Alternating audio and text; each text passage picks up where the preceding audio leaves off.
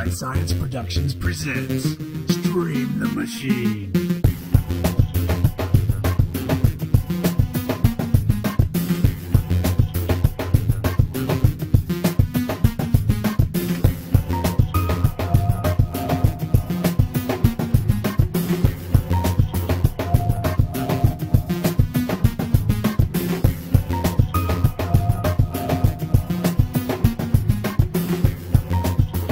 Good morning, everybody. Welcome to the second run of Stream the Machine, the podcast that tackles all bits and kinds of news. So, actually, you're lucky you didn't get to hear us mess up. This is actually take two. We started, well, it was really me. Gray didn't do anything, but we started the show and weren't recording. Anyways, you hear that laugh? That's Gaius Gray. He's my partner in crime. Gray, how you doing today?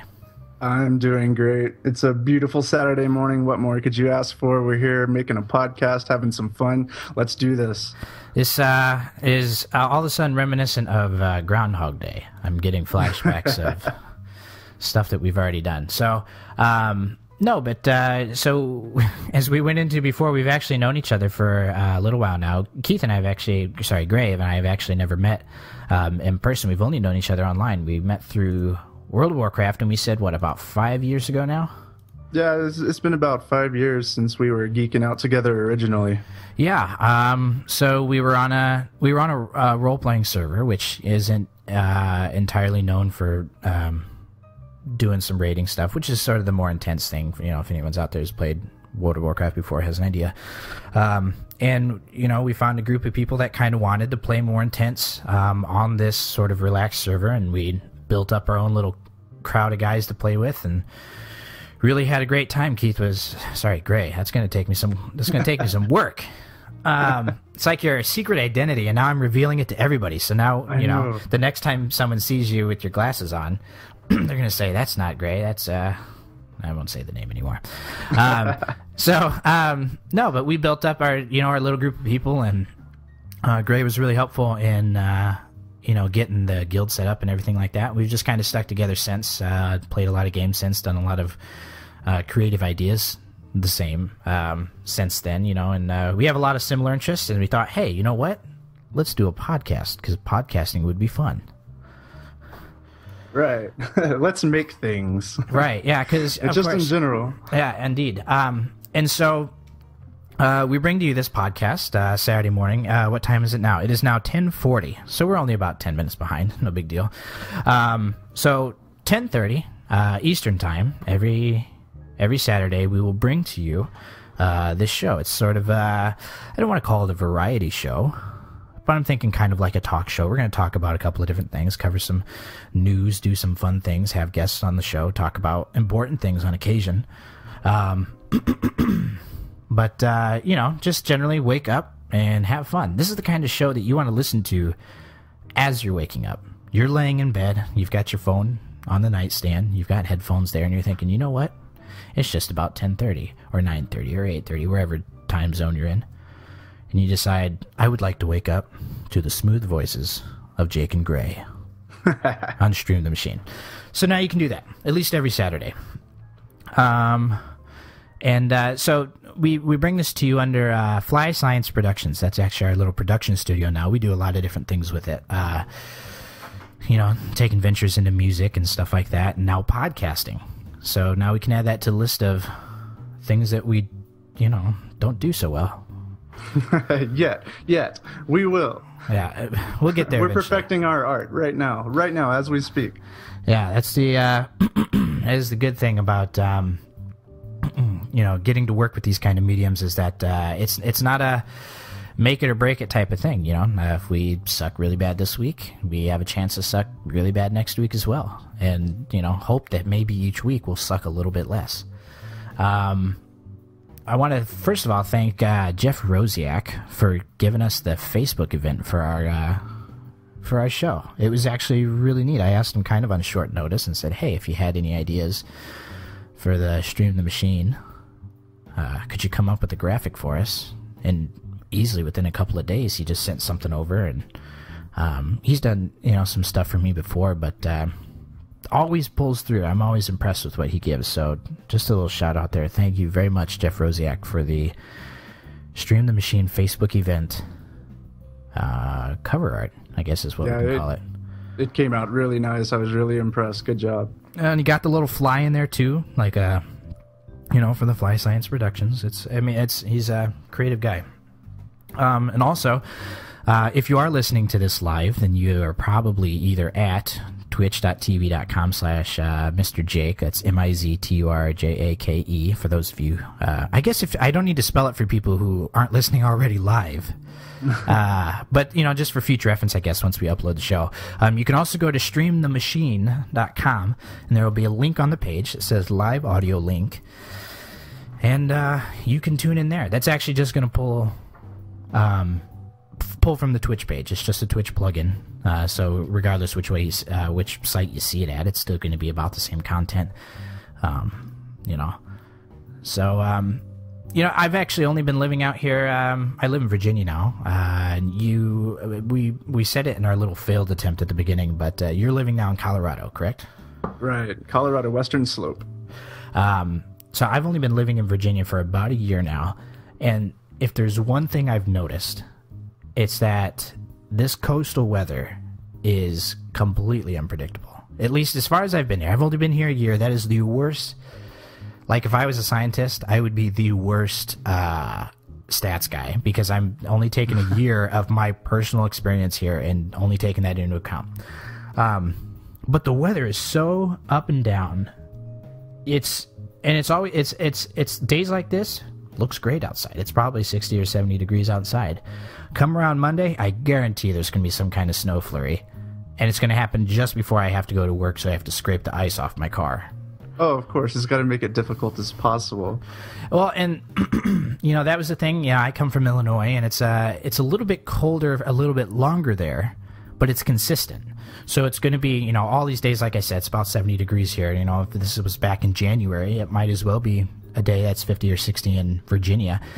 This is going to be, close to zero back home in Illinois, but at least it's consistent. You know what to expect. You don't have to wake up and say, gee, I hope it's going to be a nice day, or I hope it's not going to be a terrible day. You can wake up and say, thank God, I already know my day is going to be horrible because of all the ice and snow outside. Right. But instead, you're somewhere where the seasons have a multiple personality disorder. Apparently, yeah. They don't know. I feel like someone up above is just basically taking a 20-sided die, rolling it, and then trying to figure out what they're going to do for the weather today. And it might be cold, it might be warm, it might rain a little bit, that might turn into sleet later. It's definitely a gamble. But I'm getting used to it. We're getting there.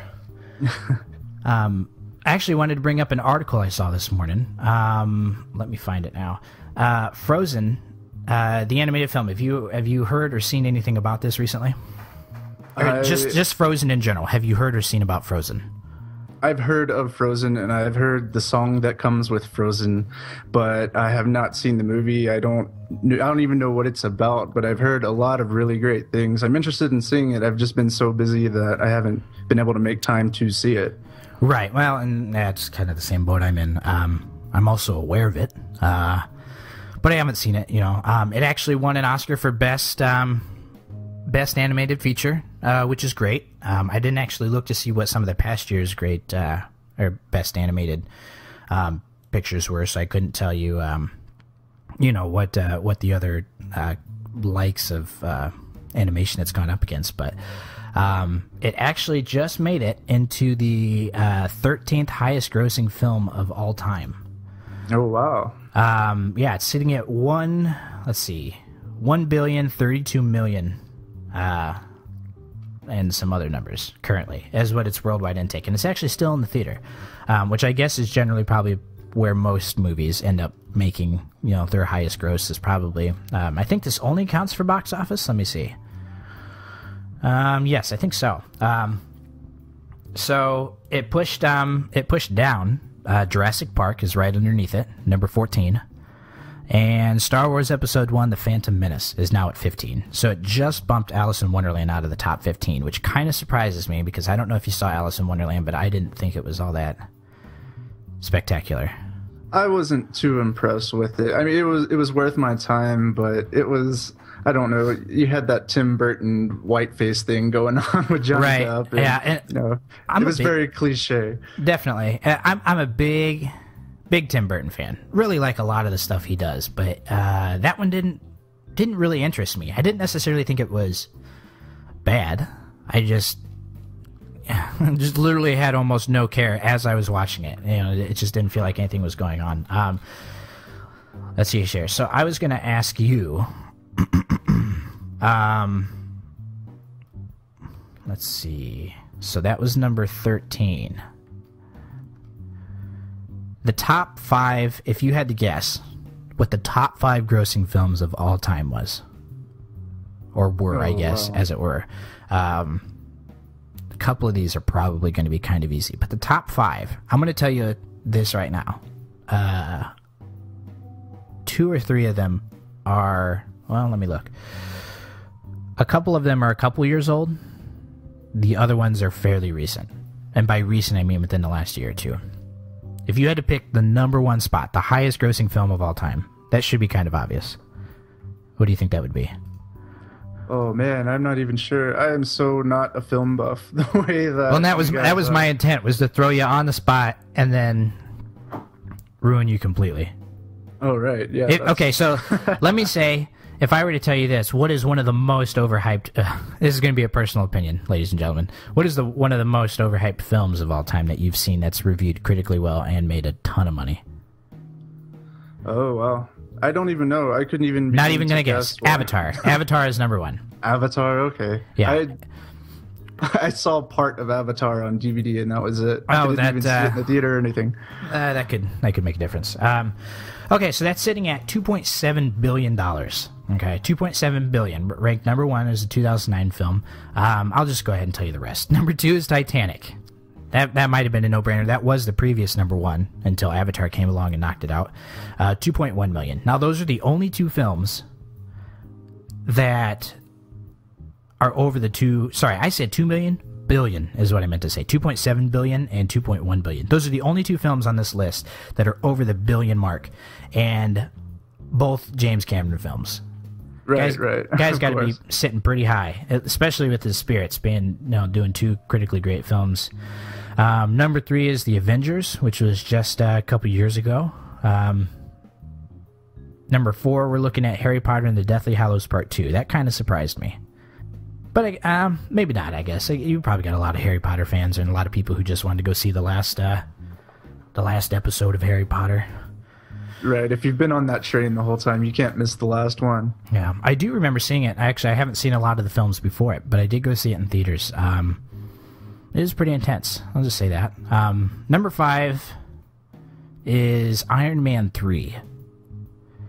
I wouldn't have expected that up there. I would not have either, but I think you and I probably are not huge Iron Man fans, at least of the films, compared to most people. When I worked at the theater, I worked at a theater back in Illinois, and Iron Man was a big one for people. A lot of people like Robert Downey Jr., and I love Robert Downey Jr., but I just could not stand...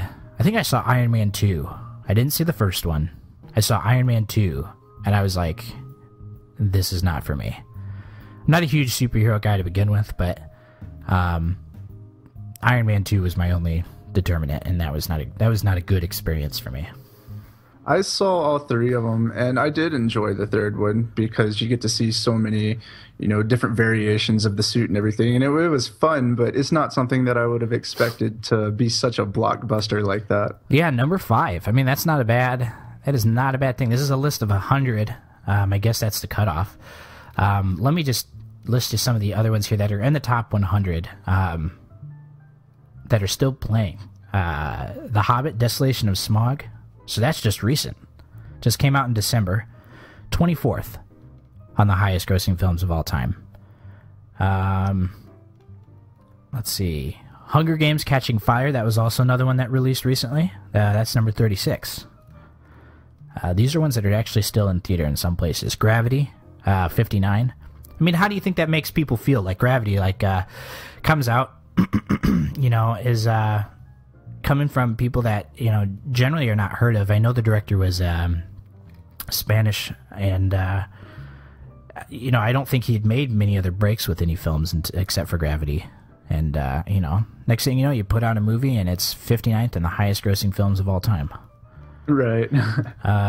Thor: The Dark World at 73.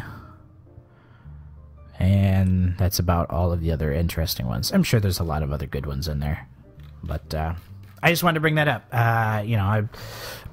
Film statistics kind of interest me, so thought that would be interesting to cover.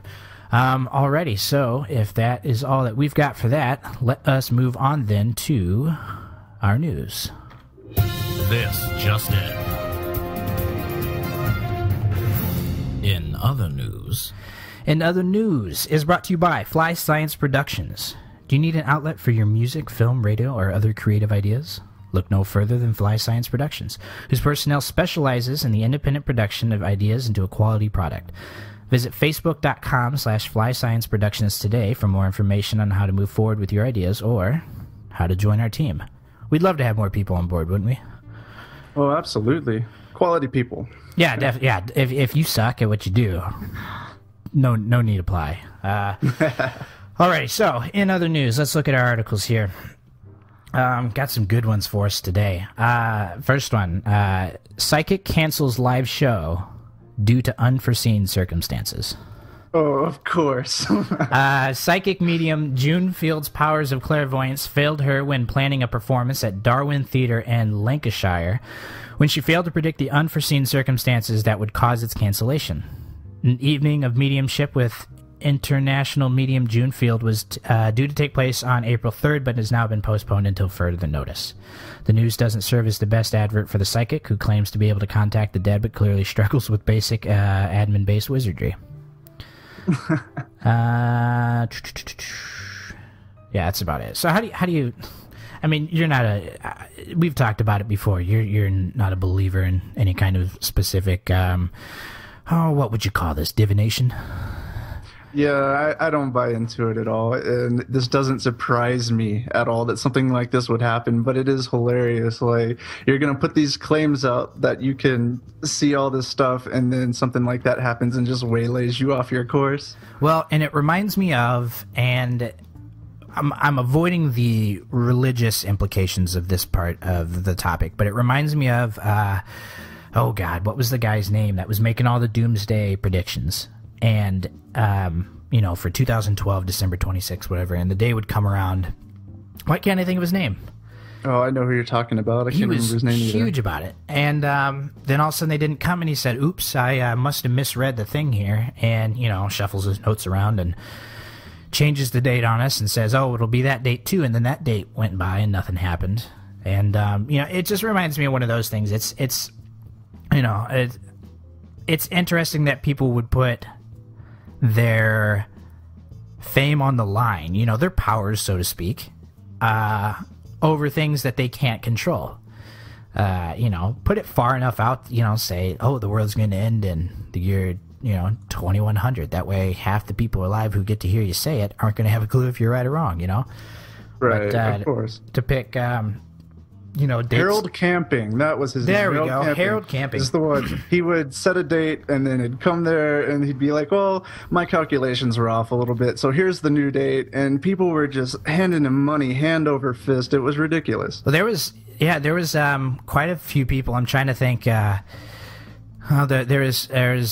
a group of people that actually had gotten rid of all of their what would I call it, worldly possessions, that sold their house or sold their car or sold their whatever, because they thought that day was going to be the end of the day, because that's what he predicted. And like I said, I'm not trying to bash any kind of I don't know if religious is the term I'm looking for.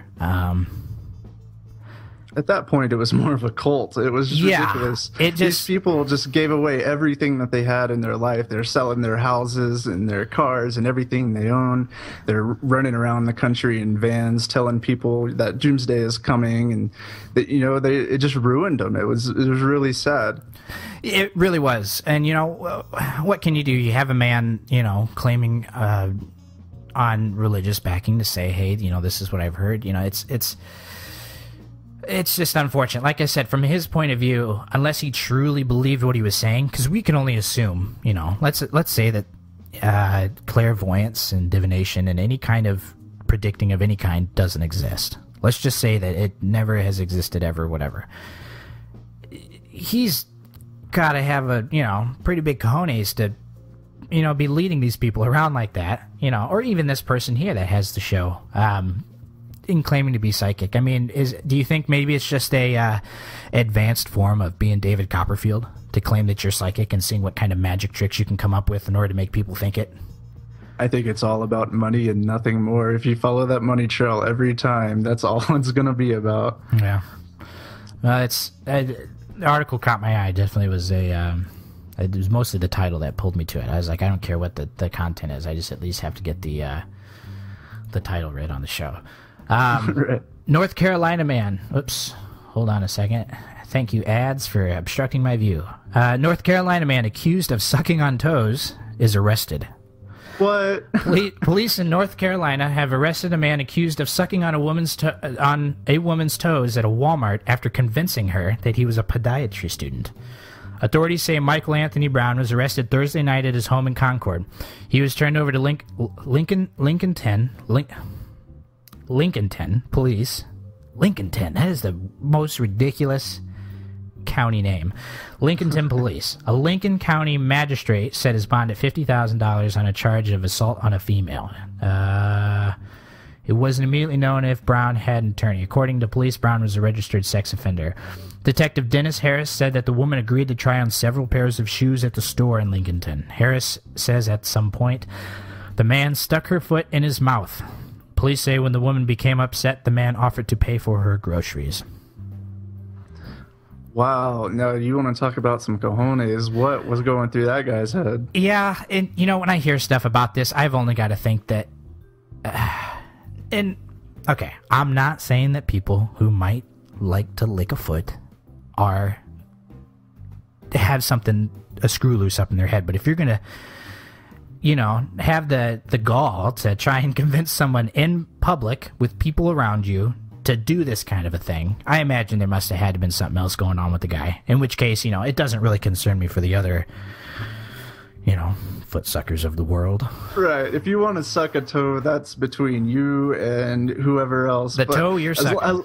Yeah, as long as it's consensual, you do whatever you want to, you know, behind doors. But don't be trying to suck on somebody's toes in the middle of public like that. Oh, that's great. I can't even imagine how that goes. That makes me gag, dude. That is disgusting. How do you... I'm trying to picture how it goes. So, I'm the woman. I'm in Walmart getting my stuff. I come over to the shoes. Guy comes up to me and says, "Hi, my name is John Smith. I'm a podiatry student. Would you like to try on these shoes for me?" I mean, at what point do you go, this doesn't feel like a typical experience for a Walmart goer? Like, I'm really curious how they got to the point of the foot being in the mouth. Right, like, I feel like there should have been a red flag much sooner. Whatever, you know, whatever. I guess you can talk women into anything these days, I guess, if you've got enough charm. Speaking of women, Hawaii law lets police have sex with prostitutes. Honolulu police officers have urged lawmakers to keep an exemption in the state law that allows undercover officers to have sex with prostitutes during investigations. Authorities say they need legal protection to catch lawbreakers in the act. Critics, including human trafficking experts and other police. Now, when it says human trafficking experts, I'm assuming that it must mean expert researchers and not people who are actually experts at human trafficking. Because if we know who those guys are and we're asking them, then I think we've got a bigger problem here. There's a flaw in the system at that point. Of course. Pot calling the kettle black. Says it's unnecessary and could further victimize sex workers, many of whom have been forced into the trade. Yeah, I mean, I'll tell you what, it makes me wish I had gone through with my criminal justice degree. I could be having a lot more fun than I realized. No, but really, it does make mention in this article here that once you have agreed on a price and talked about, you know, what's going to happen in the quote unquote prostitution, that's it. That's all the evidence you need. That is illegal at that point. So is there really any need for police officers to be having... It seems like a weird, like... It seems like something that police officers just happen to go through it on occasion because for whatever reason that they want to go through with it, and now they're like, oh, you know what? Sure would be nice if we could claim that it was because of our investigation. Right. I cannot think of... I don't think that that's required at all, or that it's necessary in any way, but that they probably just built this law around it so they could have some fun and have their justification for what they're doing and get away with it and not feel bad. Well, and I really wish I could see like a court document or something, because I really want to see what their main like leverage is. You come up and you say, hey, I really hope that you're going to allow me to have sex with these people that I'm then going to arrest for having sex with me. Or whatever, you know, watch TV, whatever prostitutes do, because I've never been with one, so who knows? I only hear that it's about sexually explicit acts, but I really want to know the reasoning.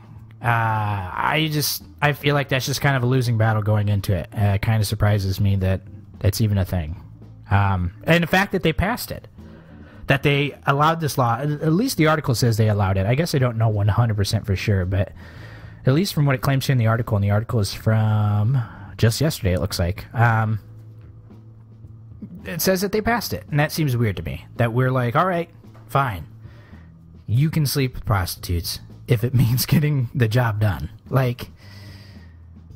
I don't know. In all reality, they probably already had this issue, and instead of letting it get out of control and into the public of these, you know, officers being engaged in this activity, they're like, well, if we just go ahead and make it legal, then it'll seem better.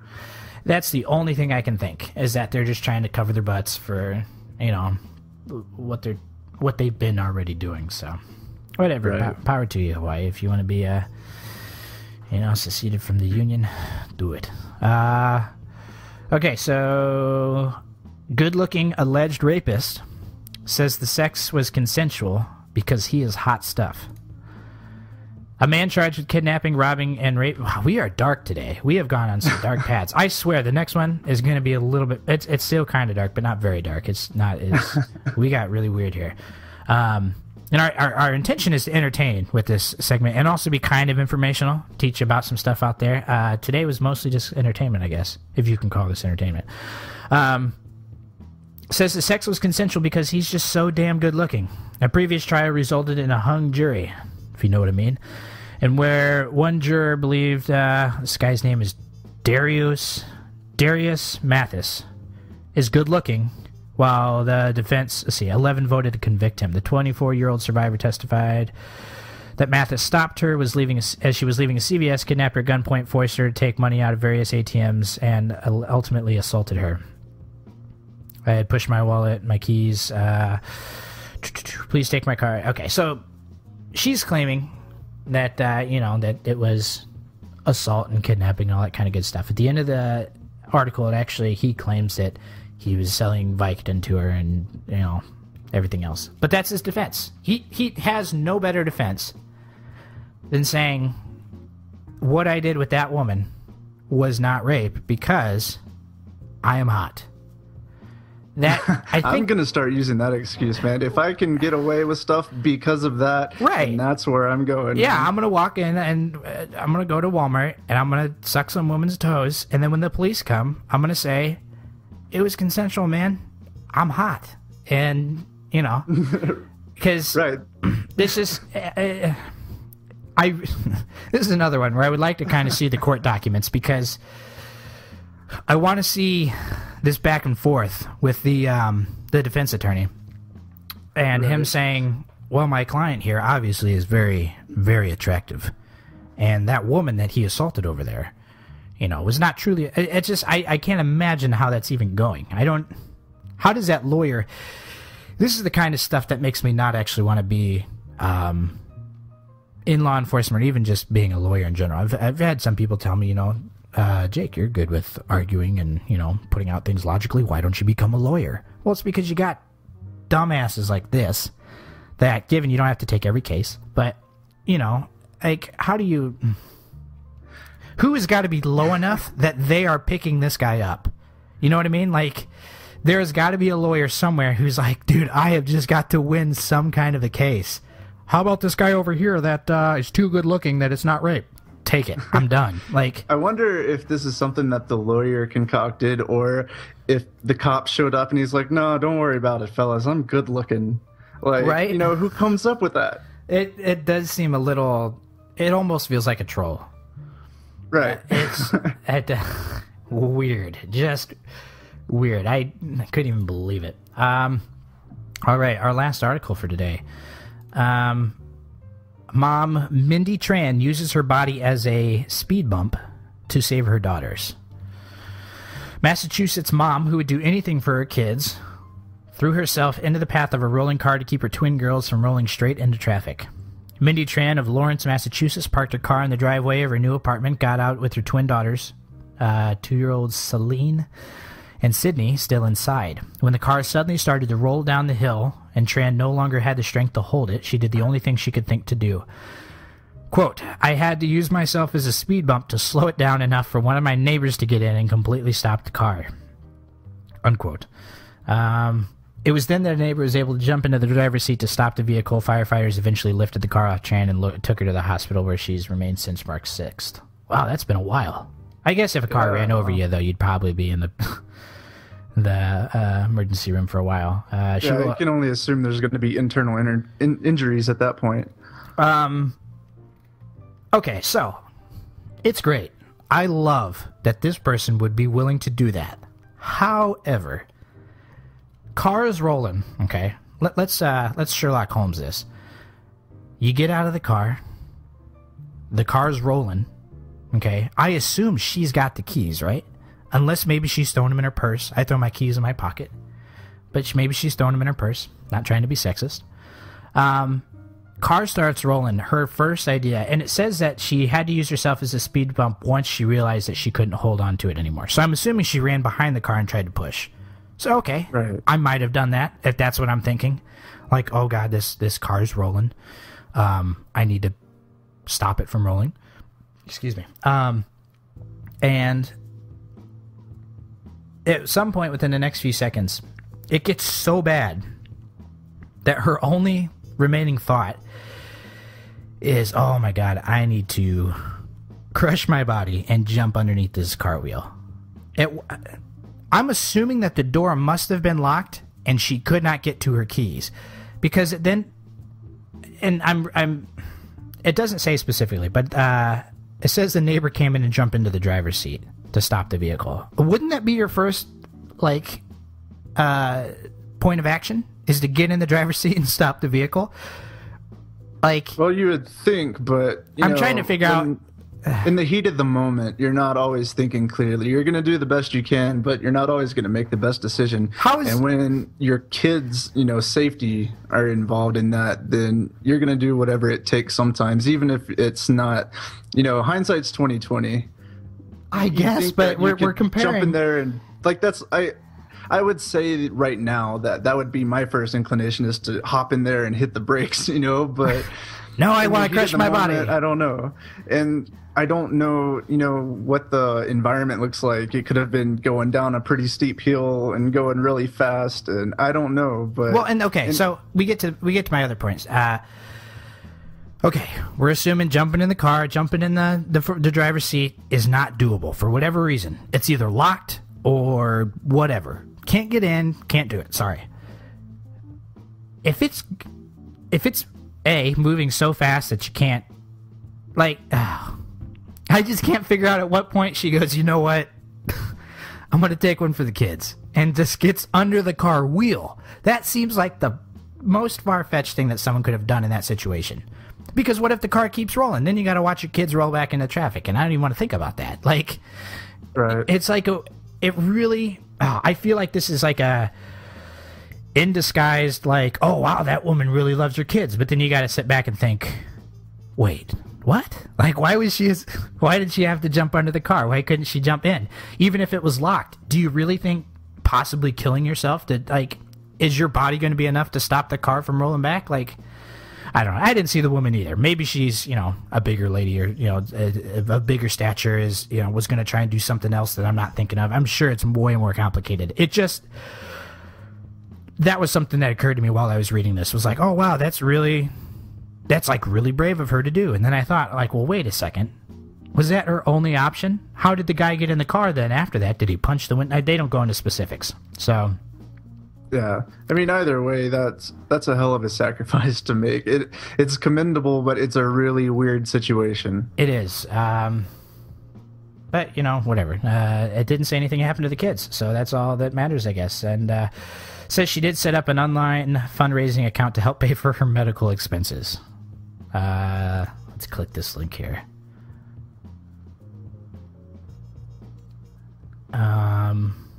She's only looking for $10,000. She's made $8,000 on it. Oh, wow. Weird. So, hopefully she recovers soon, Yeah. Maybe I'm just way too much of a cynical guy, because I immediately was curious if this was some kind of make money scam. But $10,000 ain't that much for medical bills. You could easily break $10,000 on something stupid. Oh, for sure. So, especially as long as she's been in the hospital. Yeah, crazy. Weird. Well, good luck, Minnie Chan, and sorry that I'm kind of an ass. Not trying to be. Just, I was a little confused there. All right, okay, so that's it for news. Now we move on to Challenge Accepted. Challenge accepted. Challenge Accepted is brought to you by Techromancy, the podcast about tech and geek news from a couple of techies and geeks. Join Matt, Malcolm, and Jake every week for a breakdown of the latest in tech and geek news and maybe a few laughs. Visit techromancypodcast.com to learn and hear more. Alrighty. Let's see. Who should go first? You or me? I'll go first. Okay, so actually, first of all, let's explain this a little bit. If the word challenge accepted didn't really mean much to anybody, this is going to be a trivia segment.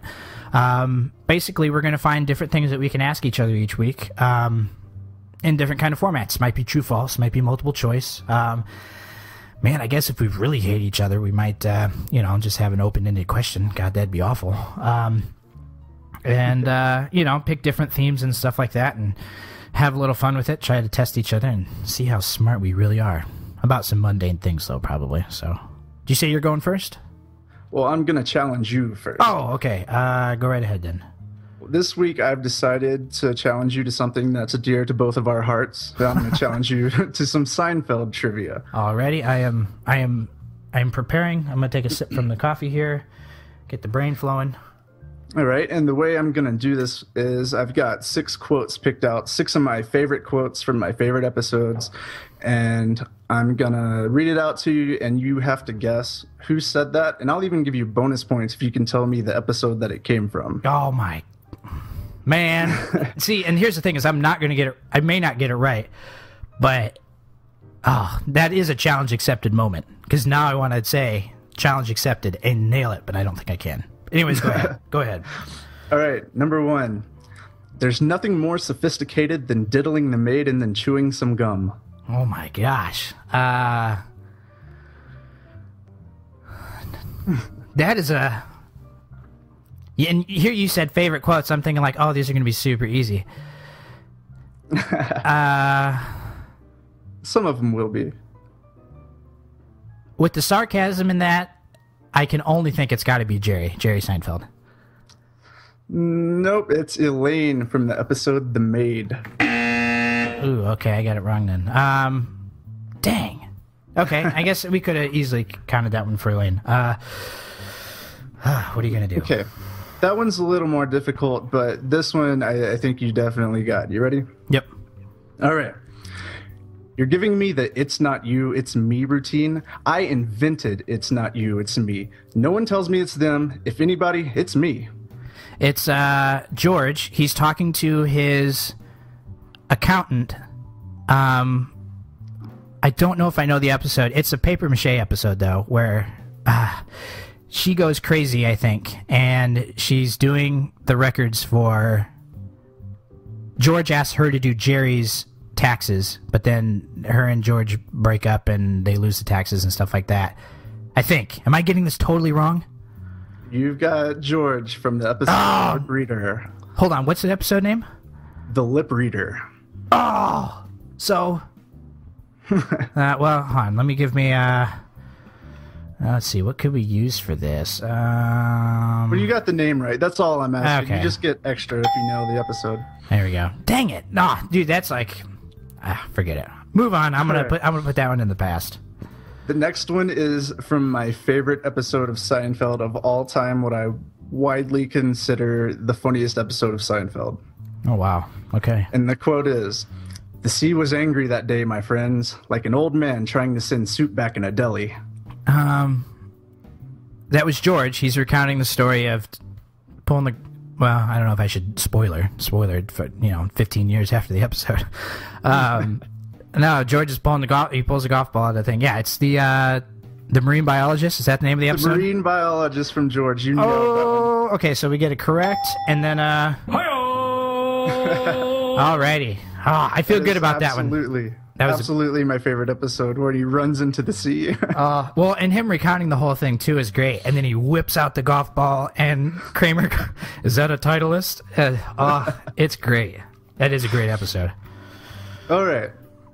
So the next one. Looking at cleavage is like looking at the sun. You don't stare at it. It's too risky. You get a sense of it, and then you look away. Ooh.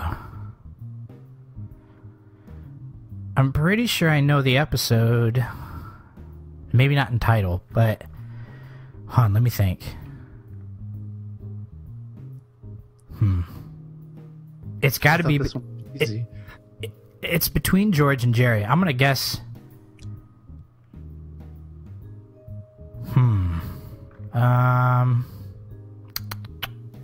Guess, you know what? I'm just gonna say it. I'm gonna go with George. I know. Tell me if I'm right about that one or not, George.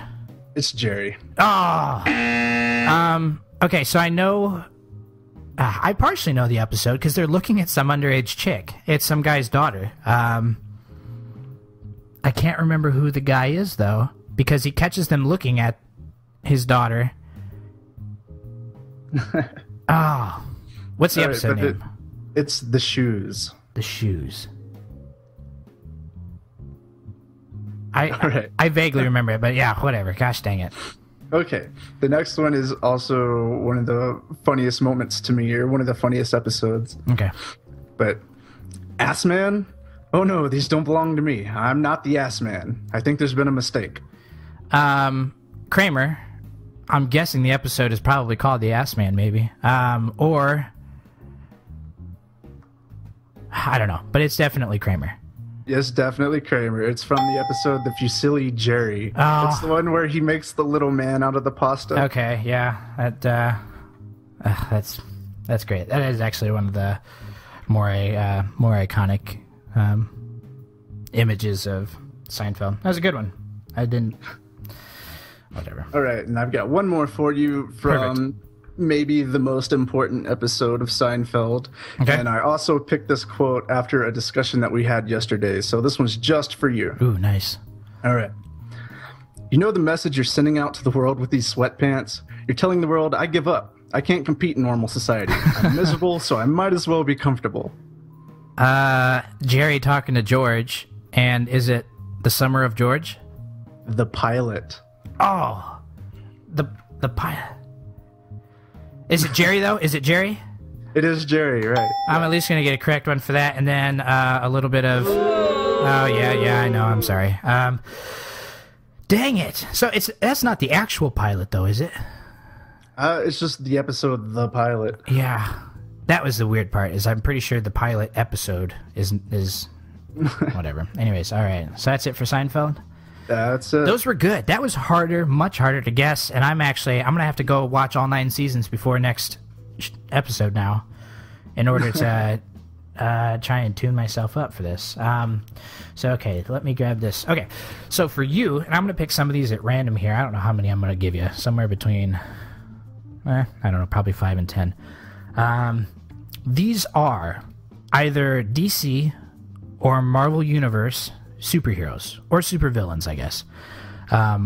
and I'm going to ask you to figure out which one is which. I'm going to throw probably a couple obscure ones in here, probably some lesser known ones. Let me get this set up, move the soundboard. I think I'll be all right with the mainstream ones, but there's so many obscure characters, or there's some that have deceiving names. And yeah, well, there's, you know what? Let me see if this list has the one. Ooh, it doesn't. But Captain Marvel or Mr. Marvel? Mr. Marvel is both. Captain Marvel is Shazam, which is DC. Yeah, that was the one that. So that's actually not on the list, which is why I brought that one up. But that one always they had to call him Shazam because the actual comic title was copyright infringement, at least as far as I remember. Well, it was just recently they changed his name. Oh, really? Officially to Shazam. It was Captain Marvel for the longest time. Weird. All right, so here we go. Let's see what we can start with. Black Canary. DC or Marvel? Marvel. Let's see. Put it with Marvel. No, I'm sorry. That is DC. Hawkman. Hawkman is DC because Hawkeye is Marvel. Correct. Deadpool. Deadpool is Marvel, my favorite character. Whoops. Marvel is correct. Again, Doctor Strange. Doctor Strange. I should know that one. Marvel. Going with the Marvel and correct again. Man, do I have another? I'm trying to see if I have another correct. What's this? That also works probably. All right. Okay. Some of these are too easy. Let's go with Blue Beetle. Blue Beetle is DC. Oh, nice. Let's see. And you said we already talked about that guy. Bizarro. Bizarro is... Oh, man, that's a major character, too. I should know that one. Yes, you should know this one. Oh, man. DC. Correct. Nice job. Let's see. Where are some... Let's go with something hard. Huntress. Huntress is Marvel, I believe. Ooh. I'm sorry. No. That is DC. The Joker. The Joker is DC. DC, correct. Silver Surfer. Silver Surfer is Marvel. That is also correct. Elongated Man. Elongated Man, I have never heard of this. Oh my god, I was trying to figure out one last one to do. Usually I'm familiar with at least the name, but this is one I've never even heard of. I'm going to say that because we've got stretchy people in Marvel that I'm going to go with DC. Oh, nice. That was... You know what? That wasn't a bad... what would you call that? A tool for answering? No, that's good. That's good, because we've got... Oh, what's his name? There's a lot of characters that are very similar, and if you can remember which one is in Marvel, then you know that the other one was in DC. That's how I remember Hawkman and Hawkeye a lot of the time, because they're in competing categories. Yeah, that was a good job. Well, let's see. Don't get your panties all in a bunch. All right. Well, thanks, Duke Nukem. Okay. Well, we have a song here for you guys. Take a small little break here. Let's see. Okay, so we picked the song out for today as sort of in the spirit of the show of, first bringing Stream the Machine to a podcast now. And we didn't mention, but the whole sort of machine motif is actually carried with us from the World of Warcraft guild we were in. And we kind of keep using that for different names of projects we're on. So it's, getting something like this out there and kind of capturing the spirit of everything is, it's definitely important to us. So Gray found this song for us. It is called Building the Machine, and the artist is Posthuman Era. We're going to play this for you, and then after we come back from our break, we're actually going to have a guest on the show, and we will continue after that. So we will see you on the other side.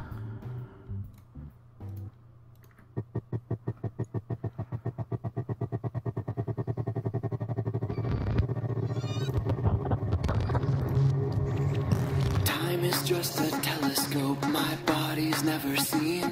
And every generation helped me build this new machine. It's moving parts of people, and these cameras help it see. And it's connecting everything in secret circuitry. But this machine's too big for you to see.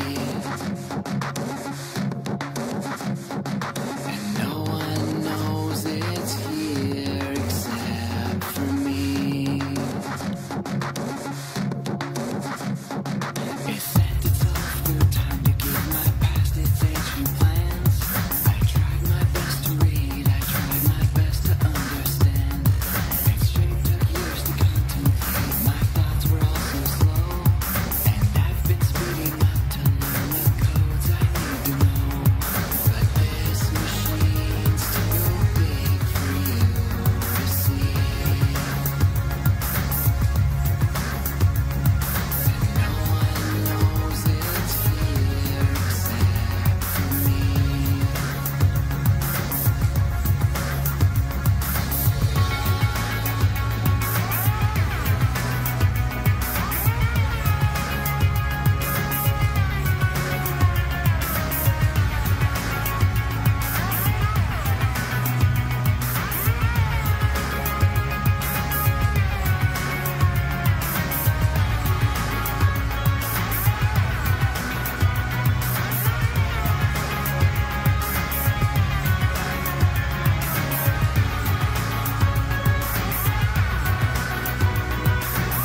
I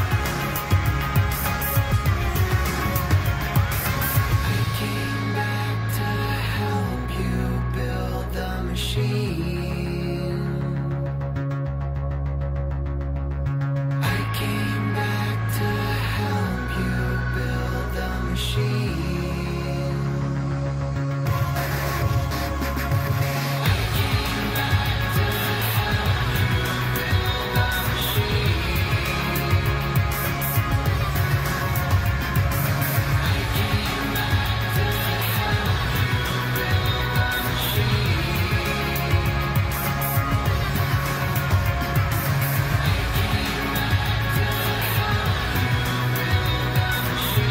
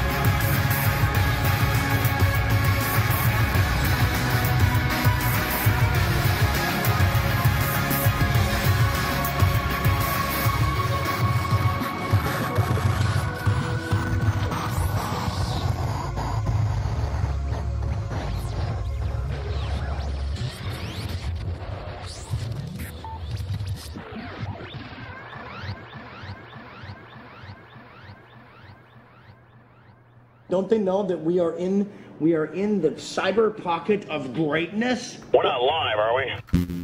You are listening to a Fly Science Productions podcast.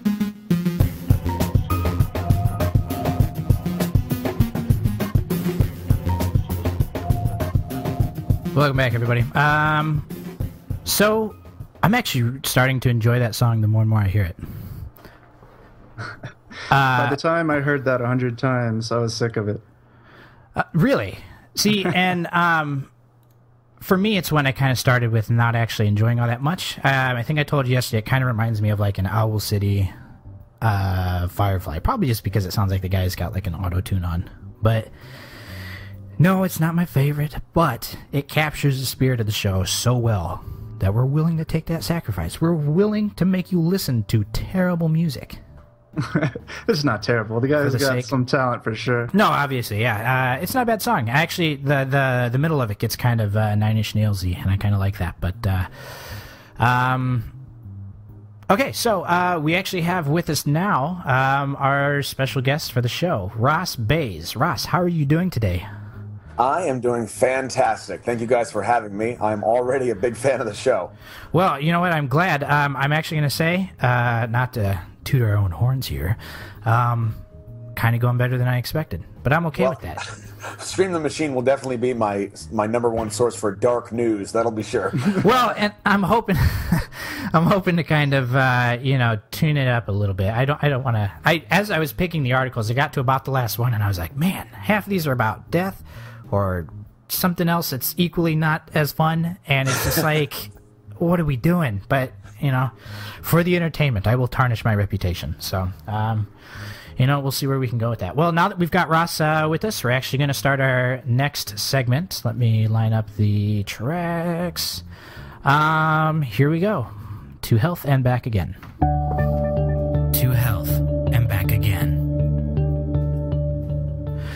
Okay, so for this segment, we're actually just going to talk about a little bit of our nutritionary habits. Is nutritionary a word? Nutrition habits. It is. Yeah, we're using it now. So nutritionary.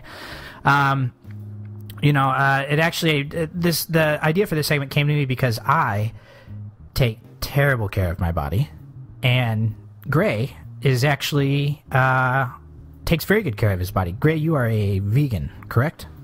I am a vegan, yes. I've dabbled with vegetarian since probably my freshman year in high school, but here in the last 2 years, I've taken the step towards veganism, and it's been great. So you said in the last few years. How long would you say that you've actually, not a date, but let's say put a timestamp on the year. Say, since this year I've been a vegan. How long would you say? Since 2012, yeah. Okay, nice. So you've been at least for a little while. Is impressive. Now, I assume Ross is like myself and loves to eat meat. Oh, yeah. I'm more of a chocolatier. I don't know if that's a word, but if it's got sugar in it, it's going in my mouth. Oh, nice. And I've talked to Gray, sorry. Whew, we're going to have to really get that down. I've talked to Gray before about, food habits and stuff like that, and even when it comes to vegetarianism, I don't know if I could do it just because I'm such a huge fan of steak and eating meat in general. And like I said, a lot of junk food and stuff like that. But, it's, I really do, I do commend you, Gray, because that is something that, you hear about vegetarianism, and it is also an accomplishment to say, hey, nice, you have a lot of discipline. But I feel like vegan is almost like that half step further, because it's a lot more stuff that you have to keep in control. Although you tell me, though, that your diet often is more varied than some of the non-vegan, non-vegetarian people you talk to.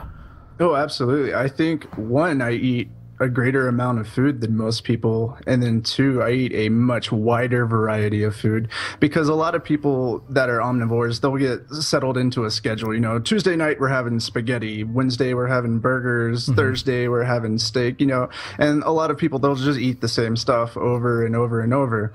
But to meet my nutritional needs through veganism, I have to eat a really wide variety of colorful foods and grains and legumes, vegetables and fruits. I've got to get those amino acids and everything. So I really think that I'm probably eating a much wider variety than most people do. Okay, and see, that's interesting to me because we talked about this actually off the show the other day. There's a general conception that people who are vegans might be malnourished or may not be getting the vitamins and the other important nutrients that us meat eaters are getting from all of our meats and potatoes and whatever. Not that potatoes a thing you can eat, right? Because you don't get those from potato cows, so you're good. No, but so you're healthy. You've got vitamins. You've got everything else that you need. But at the same time, veganism doesn't mean healthy. You can still be vegan and survive completely off of French fries and junk food and candy and crap like that. Yeah. I guess that's true. Now, Ross, you are. I always get this confused because I've mentioned it to some people before, and I never know how to refer to your military status because you're not in any kind of and I don't want to say danger necessarily, but you're not in any position to necessarily be like shipped overseas right now, are you? No. I was 4 years active with the Marine Corps, and then I was 4 years inactive where I could get drafted. But now the proper term would be former Marine. Okay, cool. Wow, former. So you just stopped being a Marine then? Like, how does that seems like a weird. I don't know. If I was at one point a Marine, calling myself a former Marine it would bother me. Well, what gets people is when you say ex-Marine, that's when you see the ears pop up. Oh, and the right. shoulders drop. Yeah. Yeah, okay, so that makes sense, because then people are like, oh, God, did he get blacklisted? Or, something. Don't want to mess with that guy. Okay, and the few times that you and I have actually seen each other and hung out, you look like you're in pretty good shape. Do you have any kind of, like, routine for hitting the gym, or particularly watching what you eat? Because I do not, and you guys can't see it now. We're lucky this isn't a video podcast yet, but I am starting to become overweight, and I guess I know people that have good recommendations for me, but just for anybody listening, what kind of stuff do you do, if any, to sort of keep that sexy bod of yours in tune? Wow. Well, I can tell you this. I've struggled with my weight and my eating my entire adult life. And I mean, even as a kid, because I grew up on Oreos, like anything that had sugar, it was going to, welcome to Ross. Here we go. This game on. But my entire adult life, I mean, even going through the Marine Corps, you're so active that it doesn't matter what you eat, because Right. you're going to burn it off. And now, because, I have my full-time job, and I shoot guns, and I'm fairly active. But then at night, when I work on my business stuff, or I do a lot of gaming or whatever it is, I find myself sitting there, and the easiest stuff to be eating while you're gaming is always junk food. So really the balance that I've found, which I still struggle with from time to time, is that I'll play a game, and then when there's a cut scene, or if there's some kind of downtime, I'll go and knock out 10 sit-ups, and then 10 push-ups. Nice. And you find that real quick, you've done 200 sit-ups or 200 push-ups in one evening, and at least it kind of balances it out somewhat.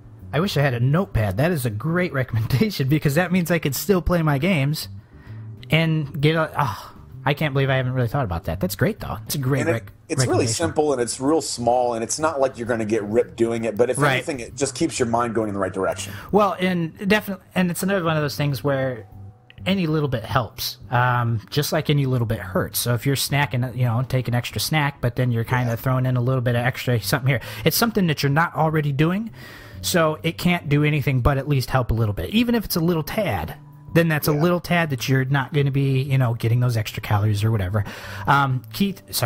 Gray, you actually just recently brought to me, I feel like we're a married couple, and, that's like my pet name that I have for you that we only use when we're alone, and in front of the company. I have to call you Gray. You recently brought up this Lose It app to me, which we're not sponsored by Lose It, so feel free to use your own apps that you want to use out there, listeners. But what brought you onto the app, and what kind of things can you do with it? Because it was neat for what you explained it to me for being able to count calories and stuff like that. What got you started using that app? Well, the reason that I even looked for something like this in the first place is because I need to monitor my protein intake a little more than the average person. I still don't have a problem getting protein between quinoa, black beans, all kinds of stuff like that. Mm-hmm. It's no problem. I just have to eat a lot more of it than you guys would if you were eating meat. Sure. So I needed something to monitor my protein intake so I could know, what level of fat I'm taking in, what level of protein, because I need all these things to function to keep my body going. So I got online and I was looking through these apps, and someone suggested Lose It. And what Lose It does is you can track your weight on it, and you can set a goal. Say I want to lose 2 pounds a week until I'm, this weight, whatever. And it'll calculate your basal metabolic rate, and you can plug in your exercises. It'll tell you how many calories you've burned. And then so it gives you an allowance for that day. It'll say, okay, you need to eat this many calories. And it's just a really handy way, because when it comes to diet, it's calories in, calories out. You can eat as much as you want to, as long as you're working your butt off and burning through it. Right. But this just gives it, a lot of people, I don't think they understand how many calories they're going through in a day. Like, they don't understand why they're putting on weight. But when they plug in all their information into this app, they're like, holy crap, I ate 4,300 calories today, you know? Well, and it was just this last week, was it? Or the week before, that you told me about the app, and I started using it, and I did one day. Here's where it starts to get depressing, guys. Send your children out of the room. I started monitoring myself for one day. I opened up with, I think some Sun Chips. I chose Sun Chips instead of Doritos in the morning because that's obviously the better breakfast food. Had some crackers, and it was a day at work, so I wasn't really snacking all the time. And actually, when I'm at home, I eat less. At work, I get bored and I want to eat. But throughout the day, by time dinner came around and I had my helping of dinner, I was somewhere just over probably the 3,000 calorie limit. And that is a quote-unquote normal day in the life of Jake's diet. Not because I eat a lot of, well, partially because I eat a lot of crappy food. But the other thing was this, I had a big helping of spaghetti and stuff like that, and a lot of that's going to carry a lot of calories, especially with what you put on it. And a lot of it, if you were to just monitor your helping sizes, I think would make a huge difference in your daily calorie. Because, you can have that spaghetti, you can have the whatever that you're having, it's going to have a little bit extra in there, as long as that's what you're having. Don't go back for seconds, don't go back for, and so when I monitored that, oh my gosh, I didn't even use the app for the rest of the week, because I was like, that is so depressing, because it was over my basal metabolic budget that it gave me, which was about 2,000 calories. So by judging by that app on a normal day, I am putting on weight every day, which does not surprise me, because like I said, it's been happening. And it's obviously something that, I probably should get in the habit of fixing, which is why we brought this segment up, was so we could, we'll probably look into it next week, figuring out what we can do to, set goals for ourselves and, talk about changes in our diets and stuff like that. But I just wanted to get everybody here today to sort of talk about what they do. I'm obviously in the worst condition, I think, out of all of us, but thanks to Ross's recommendation about the, the small stuff in between on cutscenes and stuff like that, that's great. I'm actually really excited to implement that. I had thought about stuff like that at work, like maybe every hour doing 10 or 15 or, if it's sit-ups or push-ups or something. But and gaming, man. On the weekends, I game a ton. So. Oh, yeah, and I tell you what also helps, just on a little note, a lot of times when we game, we end up sitting in the same spot, and right. We just want to reach for something.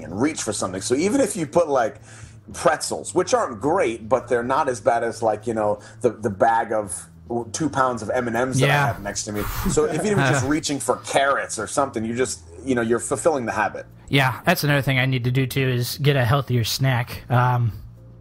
Because my snacking now is just taking another small meal, or eating saltine crackers, which are also really bad for you. But, all right, well, I think that is it for nutrition. Thank you guys for weighing in on that. Then that means we're moving on to our next and final segment.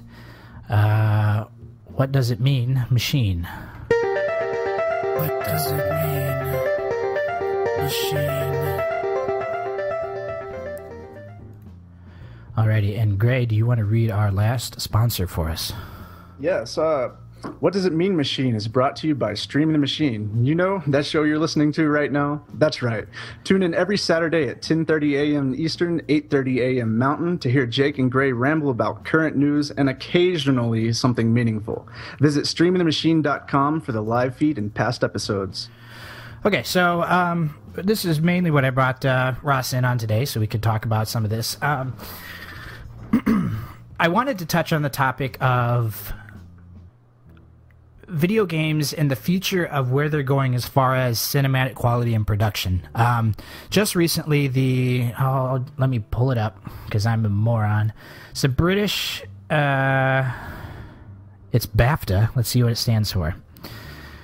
The British Academy of Film and Television Awards, I believe, is what it stands for. Anyways, what they've been doing, and actually they've been doing it a lot longer than I realized, is they give out awards for what they consider to be artistic breakthroughs, or at least artistically significant pieces of work generally in the film and the television industry.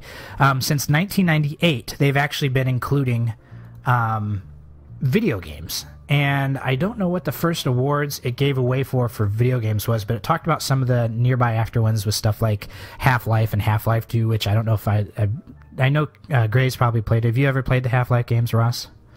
I've touched on them, but I wouldn't know anything about the stories. Sure. No, and those are actually, I would say those are probably one of the first games I ever played that actually had really any kind of greatness to it. But they're giving out these awards that are generally given to, like just as the name of the academy talks about, British Academy of Film and Television Arts, is for film and television material that they generally say that is a good contribution to the artistic nature of those mediums. And now video games, I think it's a very important distinction and something that deserves to be talked about for some people who may not be familiar with these kinds of things. And, part of this topic will be me saying, give more credit to video games, because I'm a huge video game nerd. I work with a lot of ideas that involve video games. I've actually written a few small song scores for games, very low,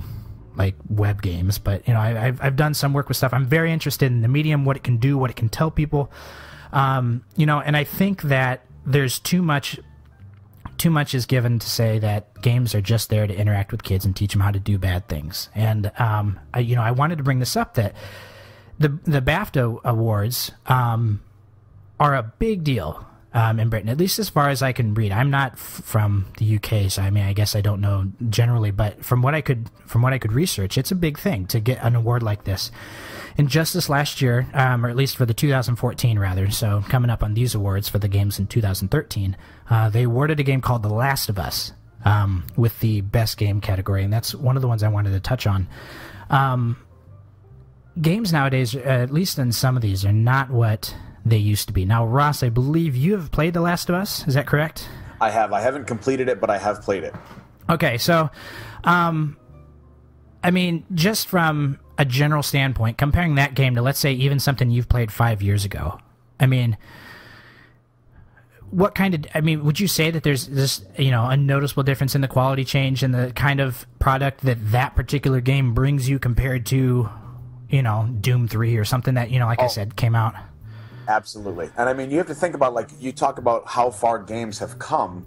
Back in the day, it used to be just entertainment, and it was just interaction. And then you have to think about what it's become now. It's this whole drastic shift to creating an emotional connection with the player. Mm-hmm. And you talk about people that have actually cried in video games. And I know a guy that said he teared up a bit when he played The Last of Us. And I don't want to give any spoilers, but when you create an emotional or a cultural connection with people, that's huge, and it shows that there's this big paradigm shift that's happening. And I think that's why the credit to video games has come, because they've earned that.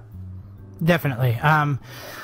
Now, one thing I wanted to actually, real quick, Gray, I don't think you've actually played The Last of Us, so I don't know if you really have anything to chime in on there. Let me bring up the Devil May Cry remake that they recently had. That was another one that I would have said was probably one of the top-notch games I've seen.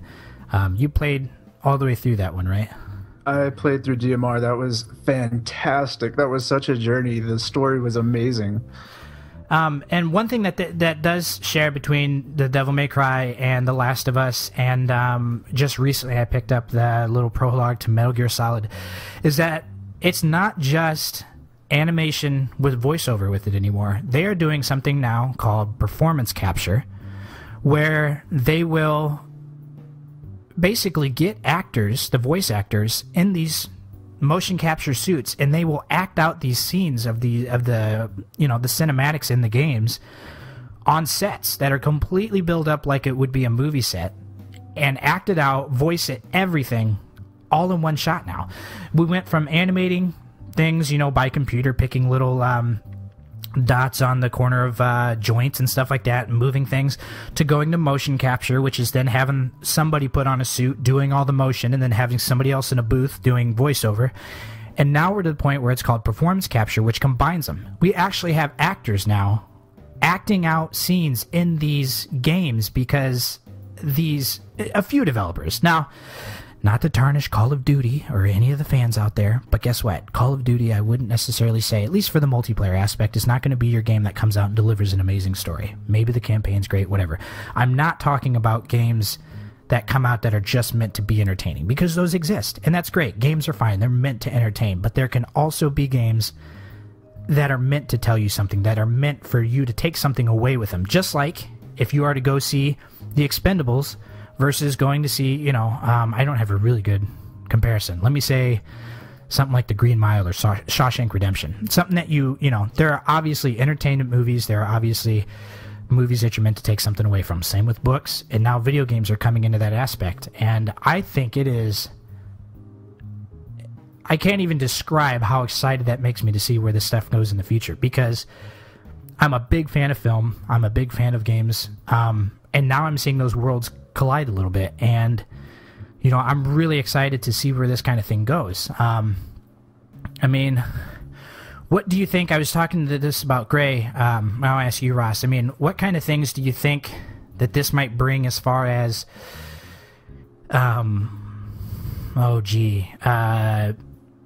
changes in the medium? I mean, we switched to performance capture, and I was asking Gray the other day, I mean, do you think we're going to get to a point where we watch a trailer for a game, and rather than say, I've played enough games I can do this, but I can say, oh, I recognize that voice. That's so-and-so. He voiced the other guy. Do you think we're going to get to a point where we can be like, oh my God, that's Brad Pitt. I recognize his face. Like, do you think we're going to get to a point where it's so intense that it's almost like a movie at that point, and just... Absolutely, and my opinion, I think that it's going to completely surpass that, because you have to think, when you sit and watch a movie, you're watching everything happen, and regardless of what you do and what your reactions are, the movie doesn't change. When you're playing a game, you are involved, and you make a difference in whether that's the outcome or the path that you take. And even if you look at like the tech aspect, there was a point, I think it was in like 98 or 99, and I don't want to misrepresent it, but I think Sony even patented a conceptual device that said that it would allow the enjoyment of movies and video games in a more direct manner.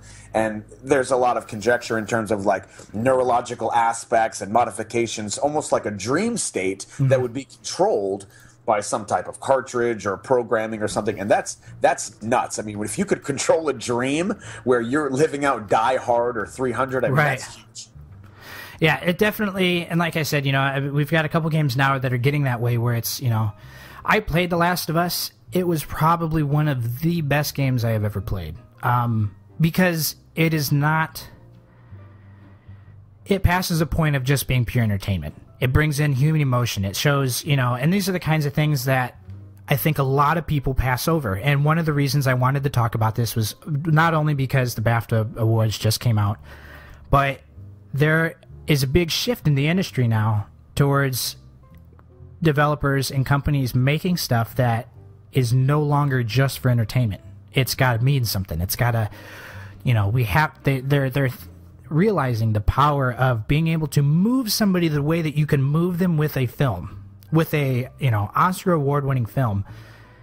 And they're now injecting that, that goo into the games now that we're producing. And I mean, I don't know. I get really easily moved by movies. It's really easy for me to cry during stuff. And games are, now they're tapping into that super emotional thing. I mean, I can't remember how many times that I've told Rachel, my significant other, hey, this just happened in this game and stuff like that. And Rachel doesn't play games, really. She doesn't do a whole lot. But I'll describe some of the story to her. And she's so fascinated just by my description of the story that she wants to know more. Oh, well, show me a little bit of this. Show me a clip of this. Show me, oh, when's the next game coming out? That's coming out in a month. Ugh, I want to watch you play. Like, we're now getting people that don't even play video games that want to watch some of these things because they're so intense with, the quality that they put into it. Now, obviously, it takes a lot of money. A lot of the stuff that comes out for Sony, the proprietary developers, I'm trying to think, like Naughty Dog Studios, stuff like that, they have huge budgets in their stuff. So not every game can come out like this, and that's why you still have games that are just mainly entertainment pieces. And like I said, that's perfectly fine. I've played tons of Dynasty Warriors games, guess what? Those aren't really meant to, like push anywhere on the emotional scale. Those are just kind of plain, clean fun. But, it comes to a point where I really think that I really want this to be seen as sort of a serious move for the game industry, because I don't think it's just about entertainment anymore. I did want to touch on a guy named Ken Levine, who is actually sort of was the CEO of a company called, what was the name? Why can I not find it? Irrational Games? This article's got to tell me what it is. Was it Irrational Games? Doesn't sound familiar to anybody. Irrational Games. There we go. Yeah. Okay. He was the co-founder of Sorry, Irrational. that was my fault. Okay, so he's the guy that was leading this company. They come out with the series BioShock. The first one is sort of an underground hit. They came out with, actually, Ross, you're familiar with System Shock, I believe, right? A little bit, yeah. Okay, so, he's has this company that makes very successful, critically accepted games. And he just recently decided that, you know what, guys, I'm going to shut down my studio, and I'm actually only going to move to a smaller team of about 15 people. Despite creating these major games, that are making money hand over fist. BioShock Infinite just came out and was, such a highly rated game, and everyone's talking about, the things that it touches on and all this other kind of stuff. And whether or not you like the game or think it's good, there's no denying that it was a very commercially successful game. But decides that he wants to shut down his studio because they put years into these games to create them, and people beat them in 10 hours or less. And, you think of it, and it's somewhat similar to a film where, you take a year to film something, or maybe a year and a half, and you finish it in 2 hours watching it and you're done. It's got a little more staying power. The thing that's different about video games is since you're in it, you get a little bit more of an intimate experience with it. It's not always something that you can revisit like a film until, that feeling is kind of past. And he did a speech recently at GDC, which, oh boy, I am a terrible show host. I don't even know what GDC stands for. Gamer Developer. Game Developers Conference, yeah. There you go. Thank you, Ross. Glad we have you on here. So he, wanted to talk about some of his ideas, because he basically says, that we were doing this cinematic thing. We're bringing you a story that is no longer just for entertainment, and it's still not even enough for this guy. Let's see. I was going to pull some excerpts from the article here. I don't know if any of these are really all that important. Actually, so I'm actually not going to pull. Anyways, it's more important to the story just to bring up the point about what he's doing, and people are trying to move forward with this. He's talking about making games that have better replay value. Games that you don't just play the story in 5 hours and say, God, that was a great game, and then never pick it back up or sell it back to GameStop or, hand it off, because that does happen a lot. As great as The Last of Us was, some games like that are so heavy, you kind of have to let sit for a while until you turn back to it. At least for me. I know people that can kind of run through games back to back, but for, those experiences, for me, it's not as easy. But it's, shuts down his whole studio, people he's worked with for years, lays people off because he's so, some people can see it as dedication to the art that he's willing to,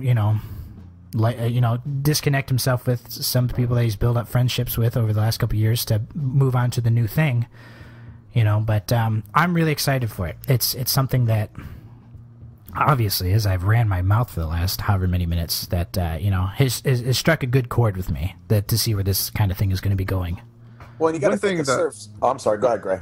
Oh, I was about to say, one thing that I'm really excited about is not only is there this paradigm shift in games towards the storytelling and the experience, but the hardware that's coming out as well. We've got the Oculus Rift now. PlayStation just announced the Project Morpheus. So, you've got this virtual reality that not only are you going to be experiencing the story, but you're going to be in the story. You're going to be able to see their face right in front of your face. You're really going to be able to feel it and just, take it all in. Yeah, it's the Oculus Rift is one thing I'm actually kind of excited about, being able to, they've got those track pads that are, that they're working on where you can actually strap in and run everything. I mean, you're getting to a point where the immersion level is definitely looking to be increased. Ross, did you have something to say? Well, I was going to say, you have to think like the production value and everything that's happening is really exciting for us because we get to enjoy it.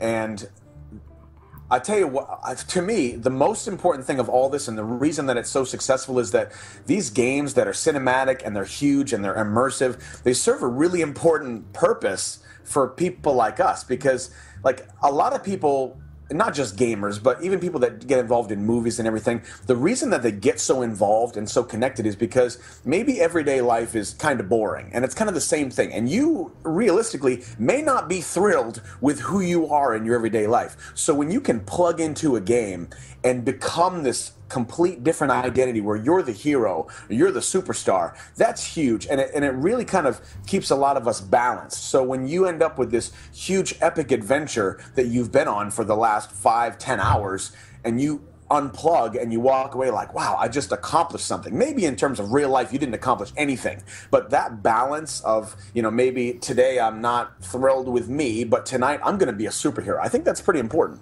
It is, you know what, and we will definitely have to bring this topic back up. I'm not going to die.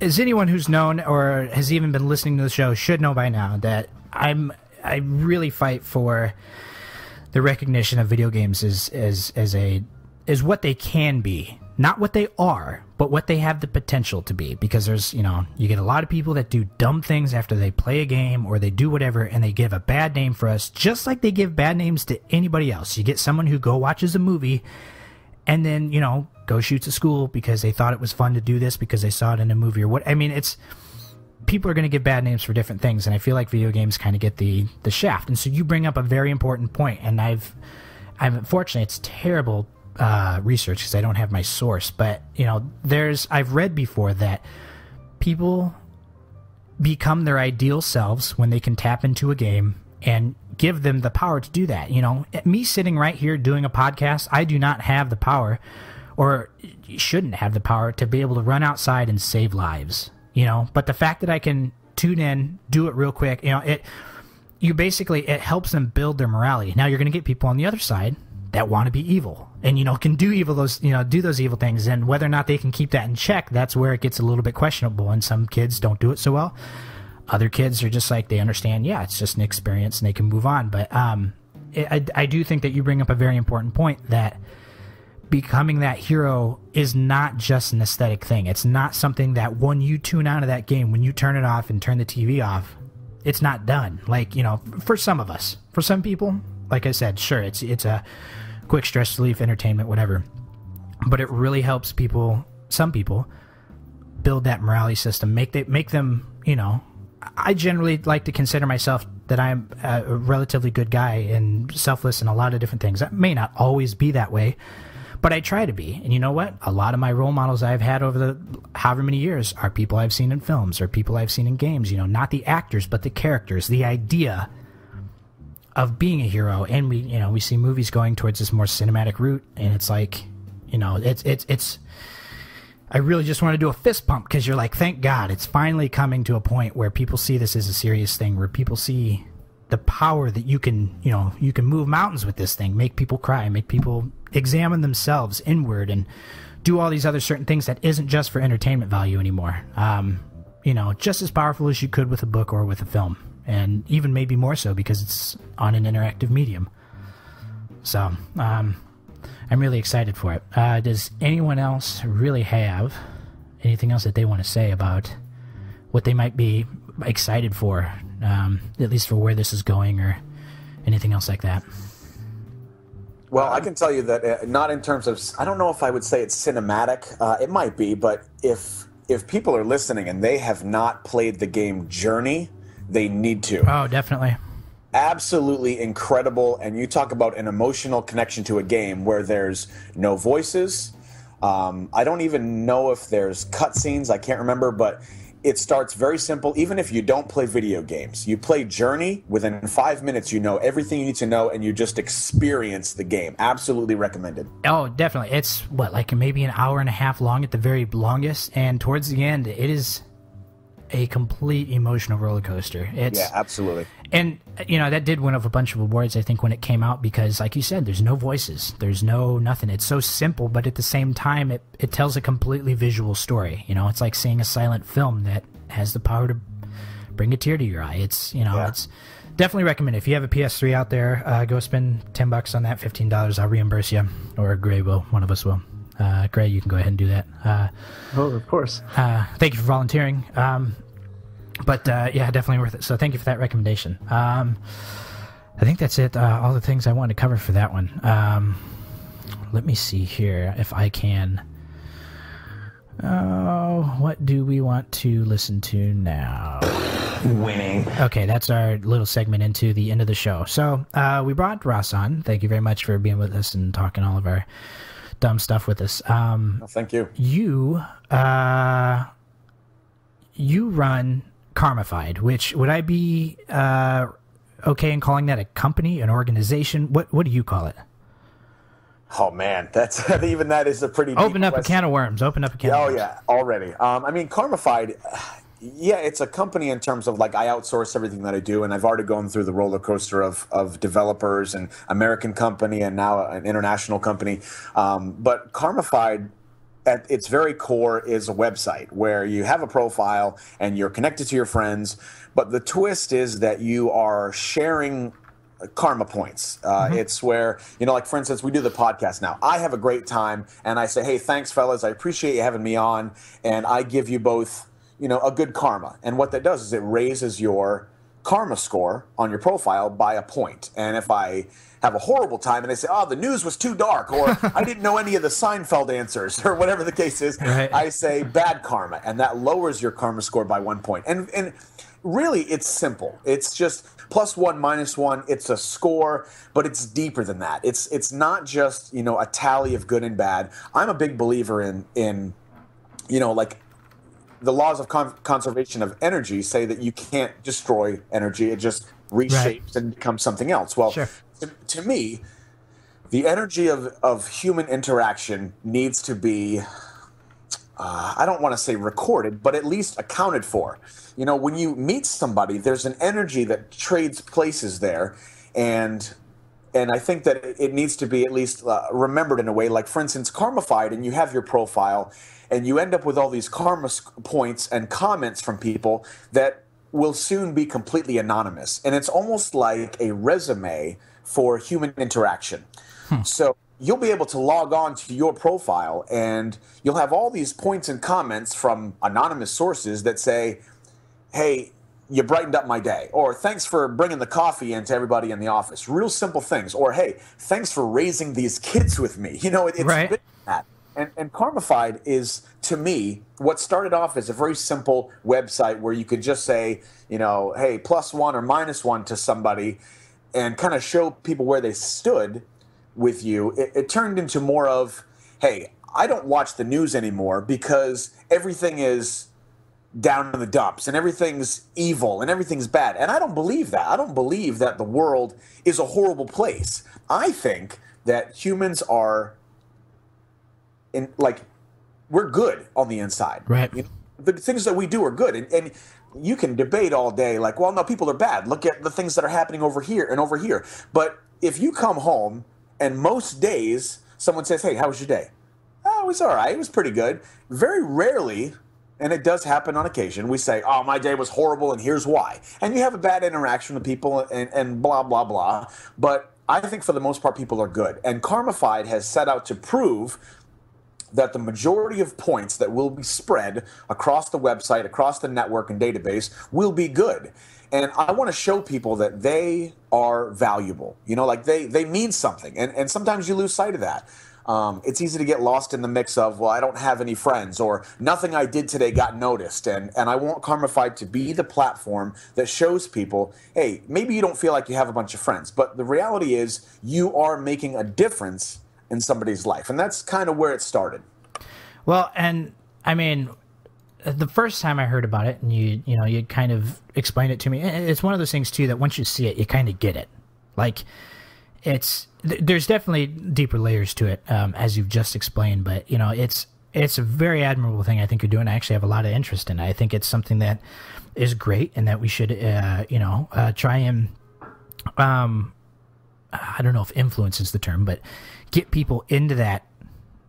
You want to get people into it, paying it forward, being, generally nice. Not everyone's like Gray and hates everybody and, treats everybody like piss all the time, but it's, no, I'm actually really excited for this. I was really glad that we could have you on to talk about it because it's something that, I think people need. And I think people, it's when I see you and I see everything you ever post on a social media that I can find is just brimming with energy and good positive vibes.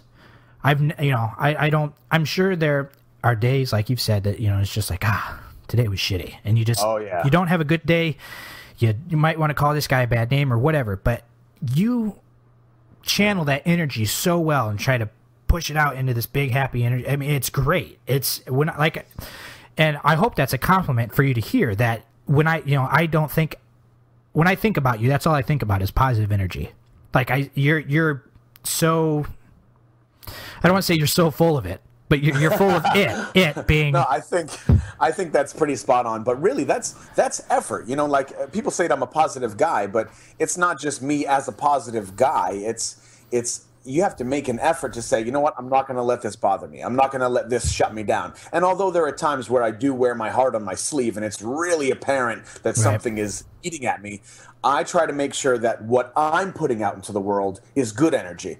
And I may take a lot of that in and bottle it up sometimes when I'm really upset. But then I come home, I vent to the wife. But I want to make sure that what I'm putting out there is good karma for the most part.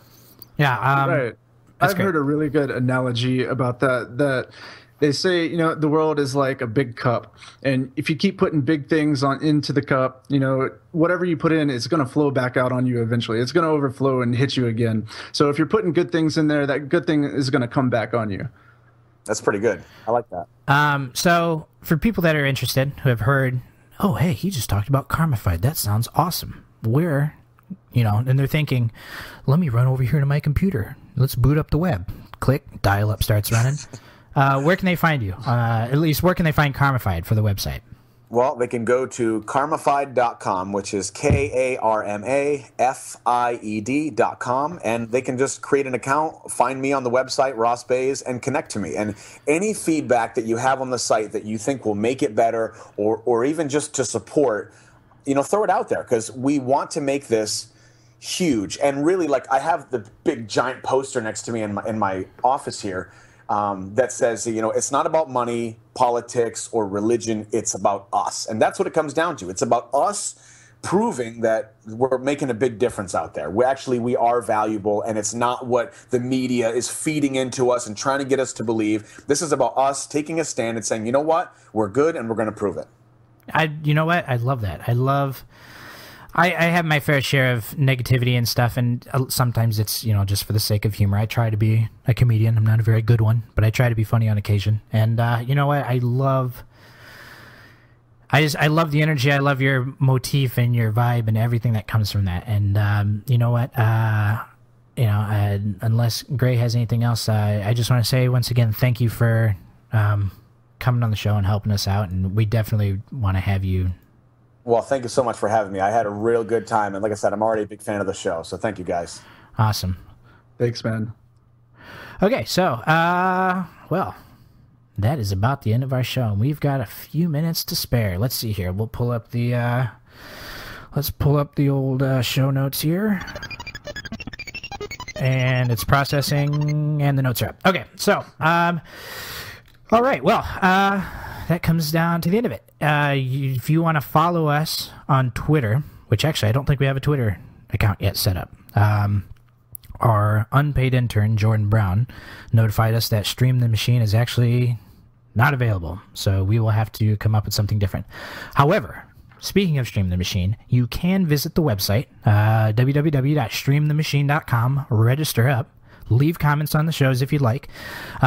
We will post the show maybe later today. I will think about it. It's live to hard drive, so the good thing about that is really the live show is pretty much what you're gonna get. So I probably don't have to do that much editing. I might beef it up a little bit with a little messing around with the EQs, but it's gonna sound the way it sounds. So that it might not take much effort. I'll put that up. You guys can pull it in on your iPod or your equally inefficient device and listen to it. You can find, also Fly Science Productions on Facebook. I think facebook.com/Fly Science Productions. If you have ideas, anything else like that, come on over, send them to us. We'll be in business. We'll figure things out for you. And then also, we need a page for Stream the Machine. We don't have that yet, but we'll make another event for it. It's going to be same time next week, stuff like that. If you want to follow myself, Jake Mercer, on Twitter, you can follow me at Redefined Jack, just the way it sounds. I'm also on YouTube. I have a couple of songs and stuff up there. It's Mr. Jake, because my name is Jake. MIZTURJAKE. Sorry, I was misspelled my own name. And you can see some of my music and stuff up there. We also have a show email, which is streamthemachine@gmail.com. Gray, where can we find you on the interwebs? If you want to hit me up on Twitter, you can find me at Gaius Gray, or you can send me an email at mrgaiusgray@gmail.com. Awesome. I want to thank a lot of people for their help with the show today. First of all, starting with you, Gray. Thank you for being a co-host and for helping me out. And actually, that theme that you guys hear throughout the show, that's his work. He put that together. I record a lot of music, and actually, I was really impressed with what he did. I love it. It's great. It's one of my favorite parts of the show right now is to play that theme. Hold on, we'll get a little bit of look at that. Ooh. It's such a nice. Whoops. And that's what happens when you don't set your soundboard up right. Then you get them looping. I love it though. I want to thank Ross for coming on the show. Ross Bass, thank you very much. Definitely want to have him on again. Very energetic guy. Oh, he's a great person, man. It's nice to see that positive energy when so many people around you are so grumpy all the time. Oh, definitely. And that was one thing I was thinking when we were talking about having a guest on for the first show. Is I was thinking, sure, it would be really great, but who can we get that's gonna meet our expectations? Because little does anybody know, Gray and I have super high standards for the products that we put out. And, it's your first show. You don't know how it's going to go. It could be the worst show you've ever heard. And so, do we really want to bring on a really super energetic guy to cap off a really terrible show? So it was a gamble. But I think everything went pretty well. Ross came on and offered a lot it was definitely on the same page with us. I thought that was really great. I want to thank Jeff Rosiak again for the Stream the Machine graphic that we used on the Facebook event. You can find him. Actually, I should have done this before. Let me see. JRO Graphics. Let me see here. Nope, that is not the guy I'm looking for. He's online somewhere. Why can't I find his stuff? Well, I'm sorry, Jeff. I'm going to have to rip you in the next show. He does have a website, though. You could probably find him. Why can't I think of it? He's going to hate me so much. Anyways, Jeff Rosiak, thank you for all his work. He does a lot of freelance stuff as well. I want to thank Gianna. She is actually hand drawing us, a Stream the Machine logo. And I saw a little preview of it, and Gray saw a little preview of it, and I am ecstatic. Because not only am I in love with her art style, but what she's doing just looks amazing. And I'm so excited to now have branding and a name and a theme and a look for the show. Right, and she nailed it too. I'm really excited about it. Yeah, definitely has a good look. And Jordan Brown, thank you for being our unpaid intern. Jordan actually just joined the team yesterday. We're gonna have he's our guy that runs and gets us coffee during the break when we bring up the song that we want to play for everybody, and I can't be troubled to walk away from my computer. Jordan's gonna come up, give me my refill on my coffee, and then he's gonna go all the way out to Colorado and give Gray his coffee. And if we've got Ross on the show again, he's gonna have to come right back to Virginia and give Ross his coffee. So I just want to thank you, Jordan, for signing up for this. And remember, you're not being paid, so don't ask again. Last but not least, I want to thank myself because I have awesome ideas. No, I'm just kidding. But no, thank you, really, Greg, just for helping out because this is something I've wanted to do for years. Right. We've talked about this for a long time, but we never really put it into play until the last couple of weeks. Yeah, we were really kind of short notice on this. I mean, we wanted to shoot for last Saturday, but the week before was just not a very good week, so we couldn't really prepare for it. So it's really been about with 2 weeks' notice, and a lot of the stuff that came in on the show didn't come together until this last couple of days. So right, it was probably 2 days ago that most of the show even came together. Yeah, before most we had of an what idea of what we were even going to do. Right, because it got to about halfway in the week, and I thought, man, we really need to get something going. Because for those of you who don't know, I've also started another show called Tech Romancy. It was one of the sponsors of the show. Basically is a tech podcast that plays on Tuesday nights. I haven't put up the first recording yet because I got to figure out what I want to do for that. But basically, we just kind of break down some tech stuff, and that's still in the throes of being, produced and figuring out exactly what we want to do with that. And so I was a little worried about stream and how that was going to work, but actually worked out very well. What else did I want to say? There was something else talking about. Yeah, I don't know. Anyways, next week, it's going to be the same time, unless something else comes up, in which case, we'll post on the blog, streamthemachine.com. We'll let you know if for some reason anything changes. That's where the show is also going to be after today. Again, 10:30 Eastern Time, 8:30 Mountain.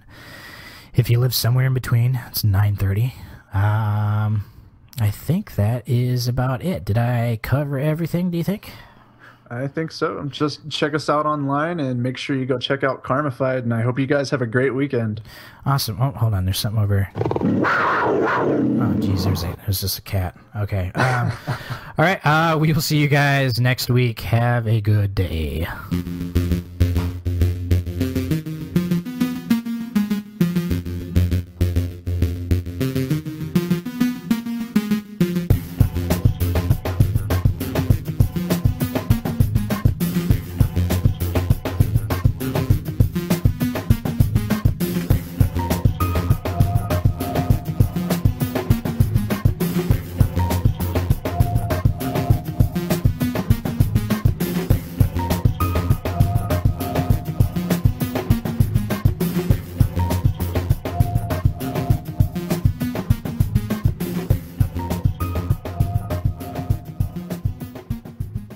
Are you clean right now? Look at me, duh.